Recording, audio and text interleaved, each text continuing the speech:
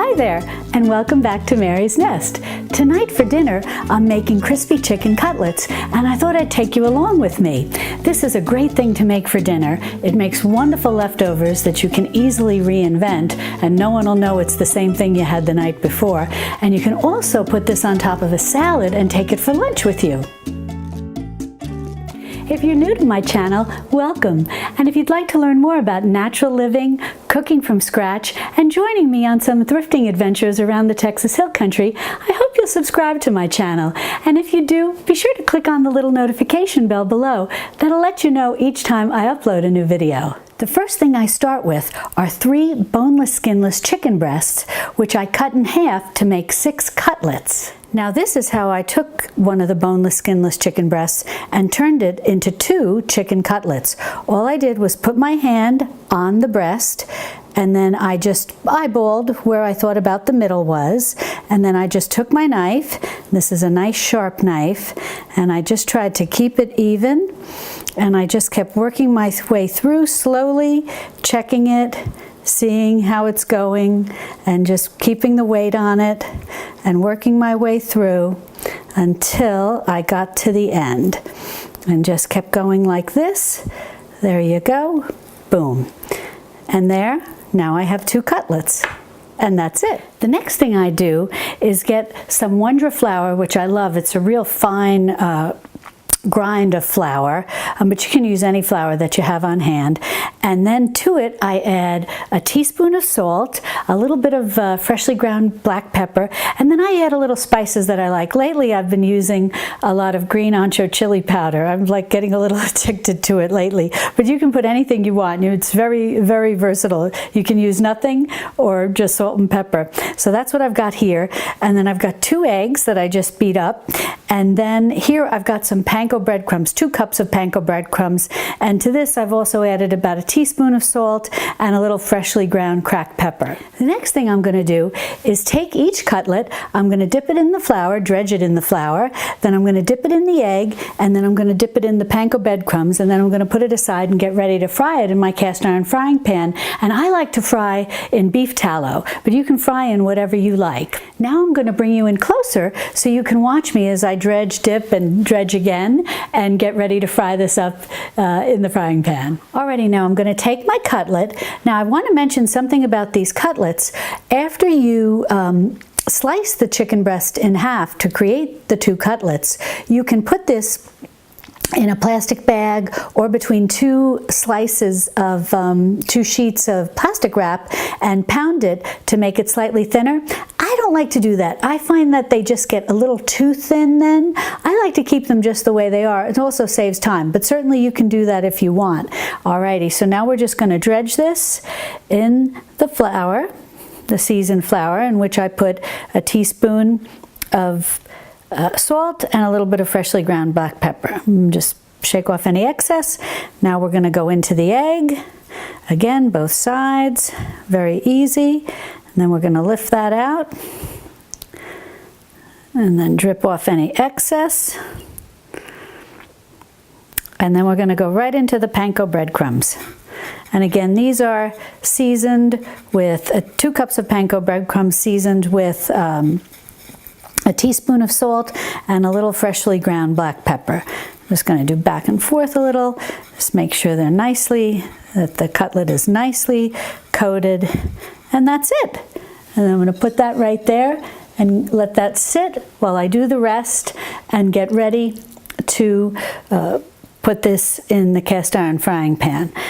And I'll continue doing this, and then when all the cutlets are done, I'll show you how I fry them up. Well, I've got my chicken all ready. I've got my beef tallow ready, and the reason that I fry in beef tallow is, number one, it has a very high smoke point, which is great when you're frying up crispy chicken cutlets. And number 2, I always have a lot of beef tallow on hand because I make beef bone broth a lot. And you skim the fat off the top, and I always save that. Now, I'm just going to, you want the oil to be about 350 degrees, and the way you can tell that is you save a little bit of your breadcrumbs and just put it in, and they're going to sizzle right up, and you know you're in good shape and ready to put in your chicken. So what I'm going to do is I'm going to take the first cutlet and I'm just going to put it right into this oil. Oh, listen to that, nice sizzle. And I'm going to let that cook about 2-3 minutes on one side, and then we're going to turn it over and cook it a little more, and I'll bring you in closer so you can see exactly what I'm doing. So I've got this sizzling in my beef tallow, and I wanted to mention that I put in enough tallow so that once it was melted, I've got about a half inch or so, maybe a little less, of the oil, and then you'll want to do the same. And I'm going to cook this for about 3 minutes, and once it's nice and golden crispy on the side that's down in the tallow, I'll turn it over and we'll cook it for another 3 minutes or so on the other side. Well, I turned the cutlet over, and now we're cooking it on the other side for another 3 minutes or so. And I just wanted to mention that this splatter screen comes in really handy for controlling the oil, because it can tend to pop a little, and you never know when it's going to pop. So this is a good protection to keep the oil from splattering on you. So that's how it looks. What you're looking for, a nice golden crispy crust. Turn it over. We're going to go another 3 minutes, and then I'll show you what it looks like on the other side. Well, now I've got the other side all nice and crispy and brown, golden, and I'm going to place that on a paper towel just to let that blot a little.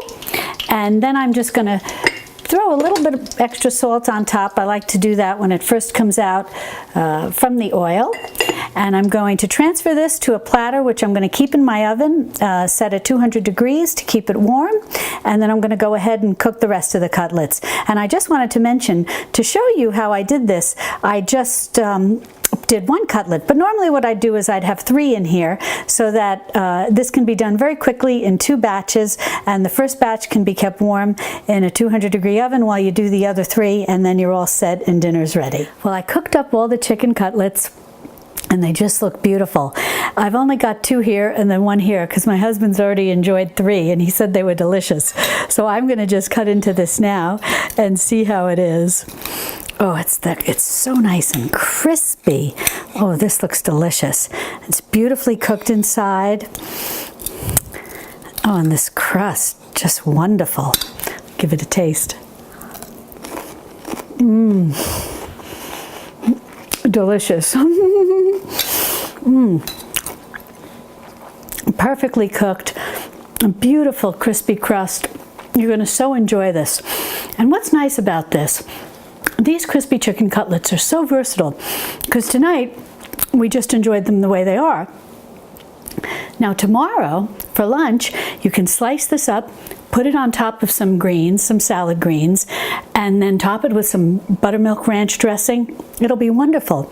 And then for dinner, what I'll do tomorrow night is I'll put this on a baking sheet, I'll top it with some tomato sauce, and then I'll put a piece of mozzarella cheese on top, or mozzarella, or oh, what's the other one? I can't think of it right now. But provolone, that's what I'm thinking of, a provolone cheese on top. Put it in the oven about 10-15 minutes, 350 degrees. Let it warm up beautifully, and you've got chicken parmigiana. So it's wonderful. And no one would say, oh my gosh, that's exactly what we had last night for dinner. It's a completely new dish. And another nice thing that you can do, either for lunch or dinner, is you can cut it in half and put a half on a Kaiser roll with some nice lettuce, mayonnaise, whatever you want, sliced tomato, sliced onion, and you have a glorious crispy chicken sandwich. So there's a lot of options to mastering cooking this, and as you see, it's so easy to make. And you literally make it up in no time. 3 minutes on one side, 3 minutes on the other side. With 6 cutlets, you can have them done in 2 batches. And before you know it, dinner's on the table. And you've got, I don't know, it's just my husband and I here. If there's more in your family, you may not have any leftovers. But if you do, you've got something wonderful for lunch the next day, as well as dinner the following night. Well, that's that. For the complete recipe on how to make these crispy chicken cutlets, please visit my website, marysnest.com. And if you like this recipe, I hope you'll give me a thumbs up and be sure to share it with your friends. And if you're interested in learning more about cooking from scratch, as well as natural living and joining me on a few thrifting adventures around the Texas Hill Country, I hope you'll subscribe to my channel. And if you do, be sure to click on the little notification bell below. That'll let you know each time I upload a new video. Well, that's all for today, but I want to thank you for joining me, and I look forward to having you join me again right here in my Texas Hill Country kitchen. Love and God bless.